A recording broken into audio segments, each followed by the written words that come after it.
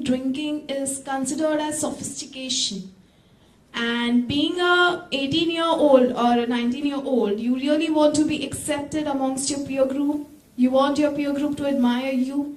But when you hold your ideas or sanskaras and your own culture, or when you speak about meditation to them, they simply use the word pakamat. What word? Pakamat. So, this becomes sometimes, gives you a feeling of loneliness, that people aren't really accepting you, you're not getting your friends. Even if you try to be a little social, you yourself don't tend to accept their ideas because find it a little stupid sometimes. So what guidance would you like to give to such a team? Thank Very you. good question. I like honesty and real serious Sida question. This is a very good question. How to survive and have a social life and friends when there is peer pressure. Peer pressure.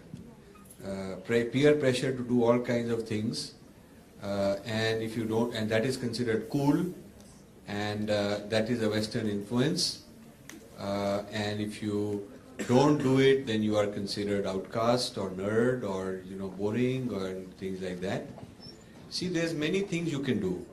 First is, I know people, young people, who through a system of meditation and a certain lifestyle have achieved such serious concentration, such ability to remember things, such calmness, such composure, that automatically others around them say, "Wow, this is a different person.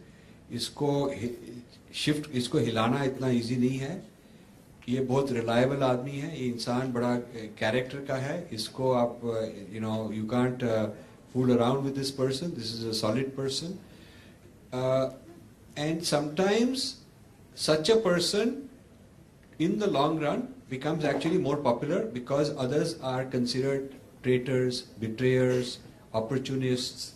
आज वहाँ गए, कल वहाँ गए, they get you in trouble. So what happens is, you have to, in your social profile, like in investments, you have to make a short-term versus long-term trade-off.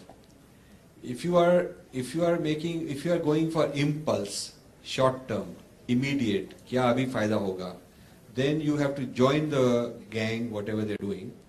But if you think longer term and say कि आज से कुछ साल बाद I may be in much better state because I've developed my consciousness, I've developed my mind, I've developed my career, I'm a stronger person. And so, a few years later, these guys may not be where I am, and I'll be actually sought after. I'll be a person who's of good character.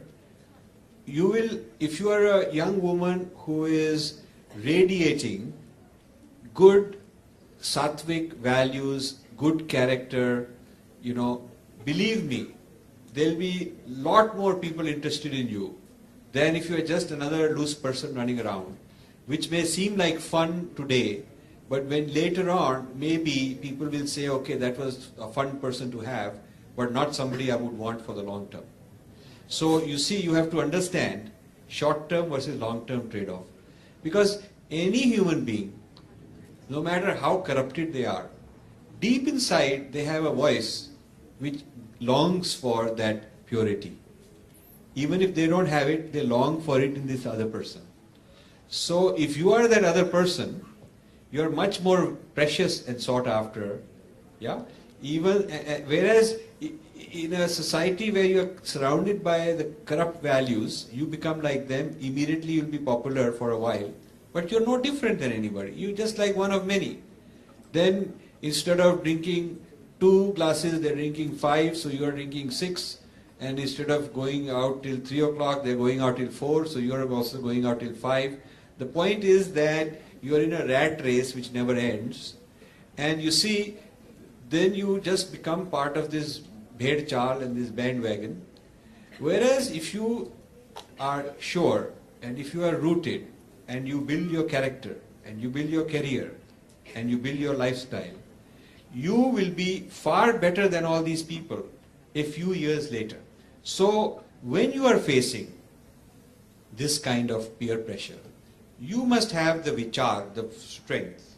You must have, in your meditation, withdraw to a certain place and see, witness from that place what's going on inside you, outside you.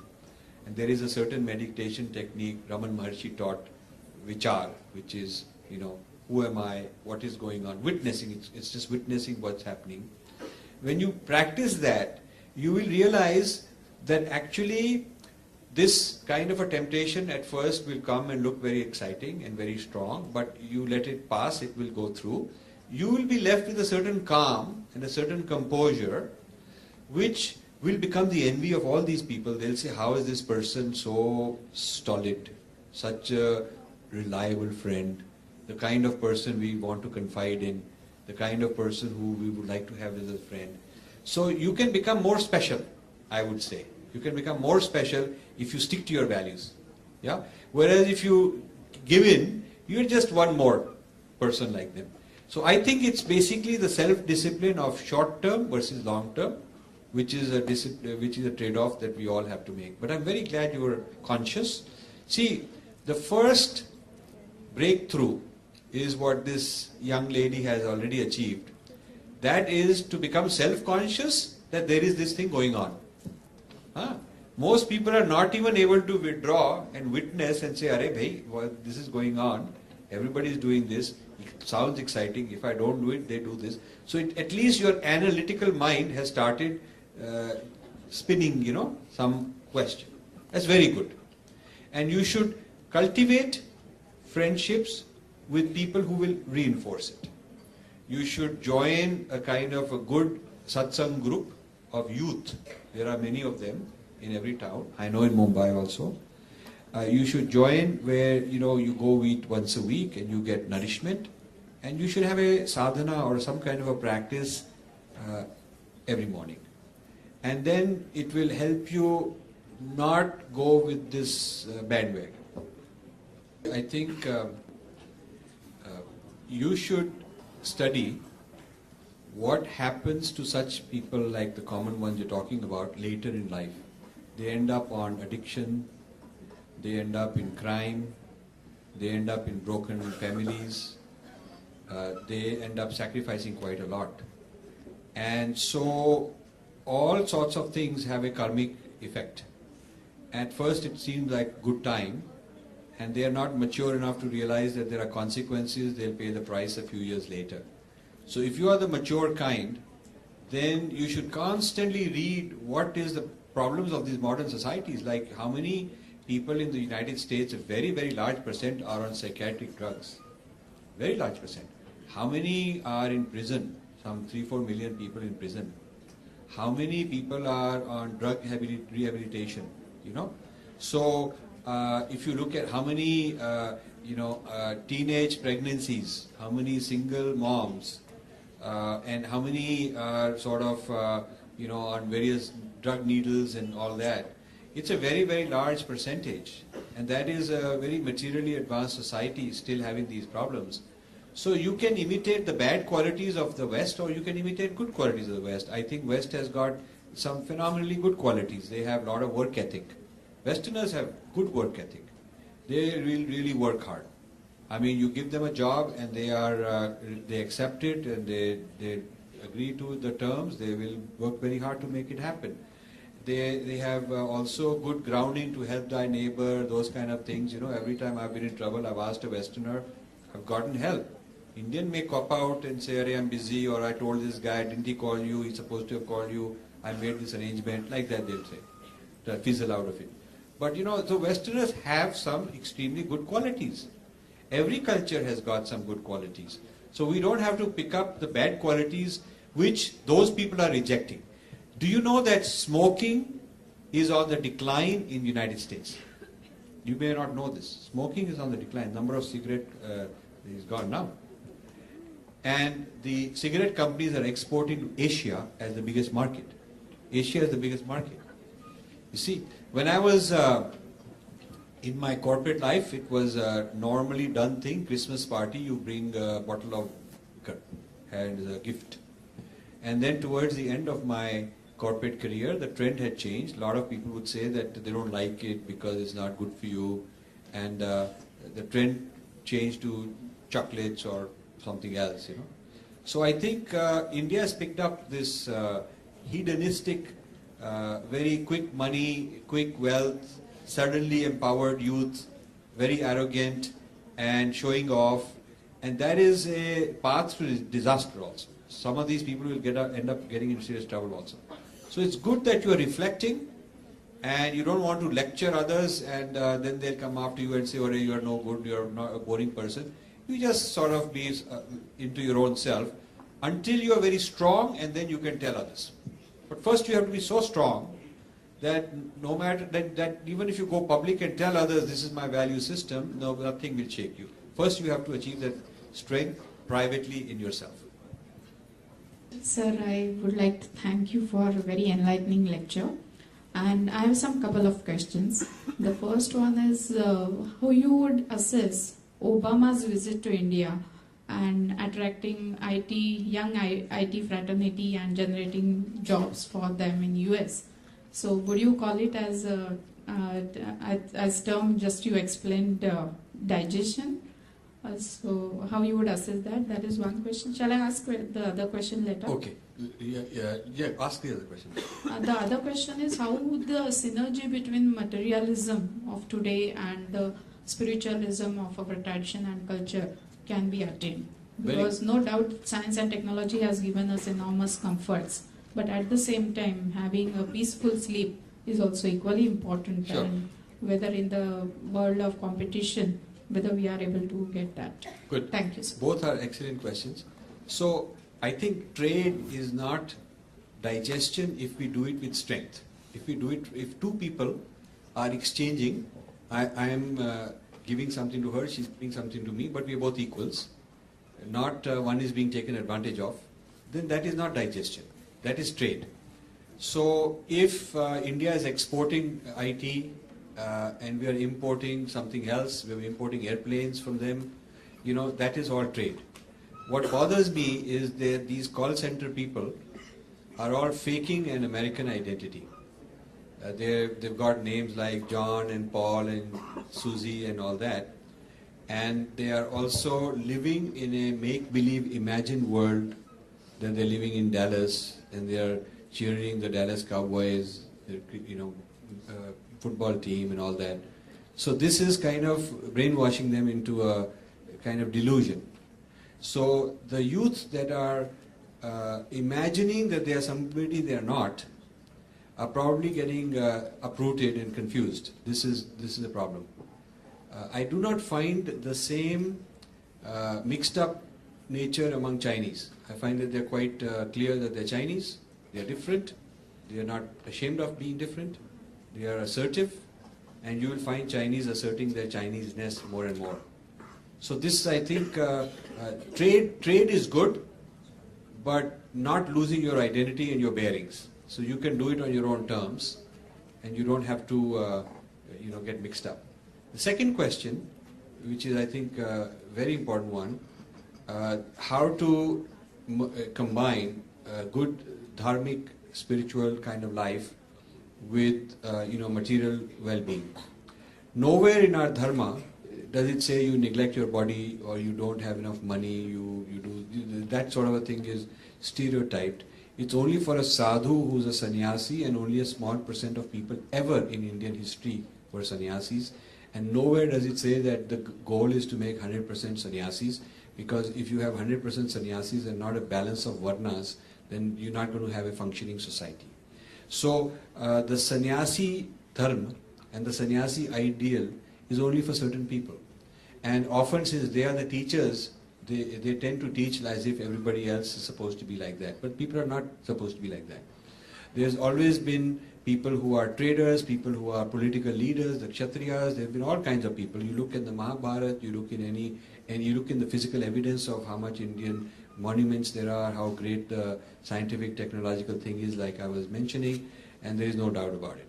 Now today, the practice of what I call Adhyatma Vidya, the inner, which the best translation I can give you is inner sciences, the science of the inside, inner being, is becoming extremely important in the West as a way to enhance learning. Accelerated learning techniques are being developed out of this. Mind management, harmony among people. Prisoners who go through this Adhyatma Vidya are given lighter sentences, and some of them are let out easily because they're less violent. They can show that they're less violent.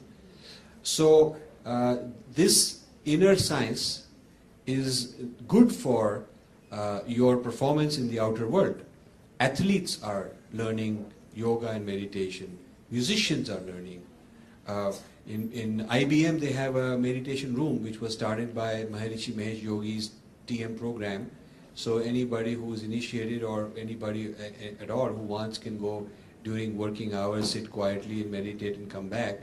And there's nobody thinks that there's anything wrong with it.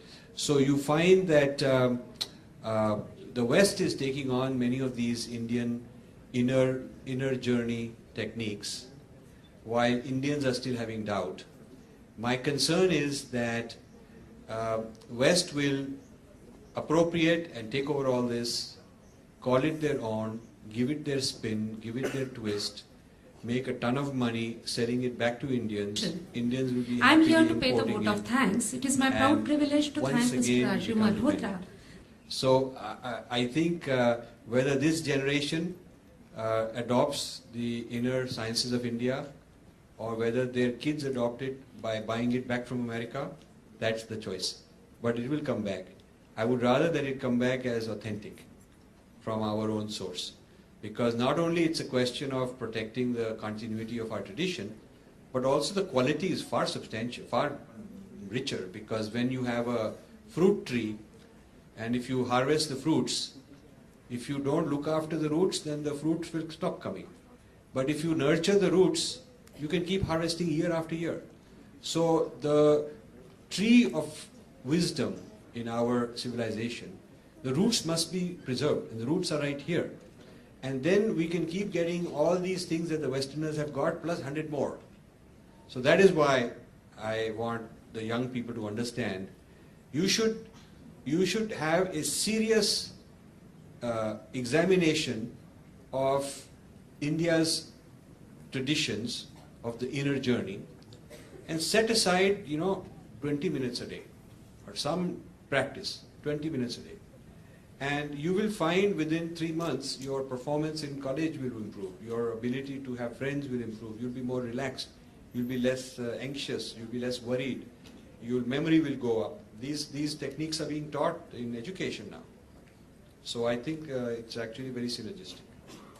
You say that the certain mantras, they have power, and they should not be translated not only because they have a specific meaning, but a particular technique, the vibrations they create, that's why they should not be translated as such. So about that you have told about the some story about from Brihadaranyaka Upanishad about the message which was given by Prajapati to gods, to demons and to human beings was only one letter, the. So it had different meanings. For gods it was Dhamma, you control yourselves because they were enjoying power. For asuras, Daya, have compassion. And for human beings, Dana, charity. So on this point of non-translatables, if you tell something to our young generation, Yeah. it will be useful for them. See, every civilization has its own unique experience. Not that one is superior to the other, but they are different. A civilization that emerged in the desert does not have the same understanding as a civilization that emerged in the forest. And the forest does not have the same experience as a desert. The civilization that emerged in the Eskimos in the ice places, snow and ice, is different. A civilization that's in a tropical island is different. So we have different geographies, different histories, different influences on us. And so civilizations have different experiences. It's nothing to do with being superior or inferior. Now, the words that emerge out of a certain civilization reflect the experience. And so you can't translate certain words into another culture's language who never had that experience. So yoga never existed, it has not been developed, so they don't have a word for it. It's fine, we should just use yoga. Don't call it exercise, don't call it gymnastics, don't call it prayer, it's none of those. It's not, those are all useless translations. Just be happy with yoga. Shakti is not energy, because Shakti is also divine. It's not just a material thing like energy. So I think the idea of non-translatable means that even if you are speaking in English, so back to the gentleman's question to the translation in other languages, and I agreed we should be translating this pustak in other languages. But even when you are speaking in English, there are about 50 words, 75 words of Sanskrit you should each learn. So part of the training should be that even if you're not in the Sanskrit department learning Sanskrit, take 50 important words which are commonly mistranslated, which are commonly replaced with English and they don't mean the same thing. Words that are not very esoteric and very too sophisticated, but which can be useful. And ask the person to take 10 words, then take another 10 words and make it part of his English vocabulary. So even if you're talking in English, you can just say Shakti, you can say Yoga. You don't have to, you can say Dharma. It's not the same as religion. You can start using a few of these words, and when you use them, you will force yourself to learn more about them. Because when you're using them, you want to explain, then somebody will question, well, why does it, what is different? Then you go back and research what is different. Next time you'll say it with more confidence. So just by using a word over a period of years, you will become better and better at understanding how it's different and being able to explain it to other people. Not with anger, not with superiority, not knocking them down, but just saying this is different. This is our tradition, this is what the word is, and there is no other word I can use, so I will use my word. This can open up a whole journey for the young generation. If you put 50 Sanskrit words that are non-translatables, that are very strategically selected, then you can speak in English, you can go and do IT, you can become whatever materialist thing, but if those words are part of your thinking, those vibrations are part of you, that is a seed inside you which will blossom. And as you get older, you will realize more and more. Those 50 words will attract hundreds of other words. So that's what I suggest you should do. You made a passing reference to study of consciousness. And I just wanted to know, a few years back I had heard a lecture from a famous physicist in India, Dr. Shrikant, who is now doing a lot of research on consciousness and quantum physics, the relation between two, in Bangalore. Would you just throw a little more light on this consciousness and study of consciousness? Yeah. In the 1990s, I started attending these consciousness conferences in Tucson, Arizona, which are held every 2 years. And I was surprised to find how much of Indian ideas of consciousness they had appropriated. The idea of unity consciousness, they had appropriated into physics. Heisenberg and Schrödinger, the two who got the Nobel Prize in quantum physics, were quoting Vedanta and Vedas as their source of inspiration. But by the 90s, all that had been forgotten, and some Westerners had taken over that whole movement and completely forgotten the Indian sources. So this was one of my first projects when I started the foundation, is to revive interest among Indian thinkers on the study of consciousness in India.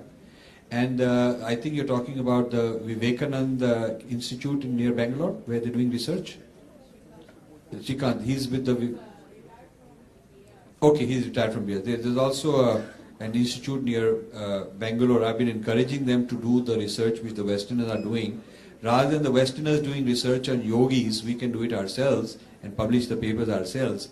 And I've also encouraged and funded a lot of young scholars like, I mentioned Sangeeta Menon, and really encouraged them to talk about Indian models of consciousness and how they go with modern quantum physics.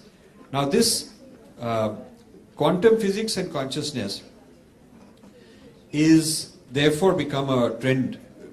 We had a lot to do with starting that trend about 15 years ago. It's become a trend, and a lot of Indian scientists have started picking up this.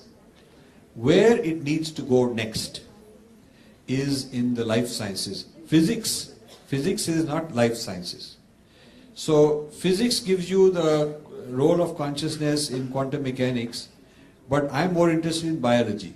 There is a role of prana and consciousness in biology. I think that is the cutting edge of science. I would think has a lot of potential, because there the application can also be leading to new medical breakthroughs and healing systems. And I think people who are doing research on cognitive science and neuroscience are building model, are using the ideas of Indian thought in a way that can have very practical applications also. Now the consciousness studies, Vedanta consciousness studies and quantum physics gives us a compatibility between the two. It tells us that the classical Indian thought is very compatible with modern quantum physics. It tells us that. But we need to go beyond past, saying, okay, we had something in the past which is compatible with something the Westerners came up with, to future, and make some predictions, make some new theories, make some breakthroughs using our tradition. That will become very important. So that is where I'm interested. I think they have already crossed some barrier, and they are putting that as biophysics in the Institute of Cancer Research at Parel, Tata Memorial. And I think this consciousness, the study of consciousness and biophysics, somewhere they are going into a breakthrough for healing as such. Yes. Not much has been exposed or made public about it. Yeah. So I just see, the whole idea of my intention, which is my intention as a meditator, in a state of consciousness where it's not cluttered with old sanskars, it's not cluttered with ego, it's a very pure state. And in that state, a certain intention and how it bears fruit is a principle that needs to be quantified and studied in the laboratory. And also the role of negative thinking that can generate cancers and that can generate all kinds of problems. Because in quantum mechanics, the quantum uncertainty gets collapsed into one of several possibilities. There are many possibilities, that is the uncertainty principle. And it gets collapsed into one of them based on some correlations. And this business of constantly harping on negatives, generating negative results, is sort of a philosophical, there is a philosophical argument like that. But from a philosophical argument to scientific argument, you need laboratory proof. And so our people, I'm glad to know from you that our people are taking this up, because I've been wanting them to take it up. Until 10 years ago, in the 90s, West was doing the laboratory studies and publishing the papers and calling it original, but the subjects who were being studied were Indian or Tibetan, because the Westerners did not have that ability to do that. So I was always arguing that the scientist is not the one with the stopwatch who's measuring what you've done. The scientist is the one with who's able to actually achieve this. The inner scientist is the one who's got the Adhyatma Vidya to achieve a state of consciousness. The outer scientist got the measurement device and he can measure that what you're saying is happening, So we need to combine the inner science and the outer science in India, publish these papers, get the breakthrough, and it can have a huge potential. Thank you. The author of Make Different, for accepting our invitation. Thank you, sir, for introducing certain terms like Southernization, visa effect or U-turn, redevelopment of India, and for raising the fundamental questions regarding the essence of Indian civilization. Your concern for preserving the tradition or heritage is noted by the teachers as well as by the students. Actually, my students have asked me to convey their gratitude to the organizers. So on their behalf, I thank profusely to the organizers for providing the opportunity to know these ideas at such a young age. I also thank the technical staff handling the recording, photography and sound system. Again, the organizers, KJ Somaya Bharatiya Sanskriti Peetham, KJ Somaya College of Arts and Commerce and SK Somaya of Arts, Science and Commerce need to be thanked. Last but not the least, the audience is also to be thanked for raising pertinent questions and enriching the discussion. Thank you once again to one and all. Thank you.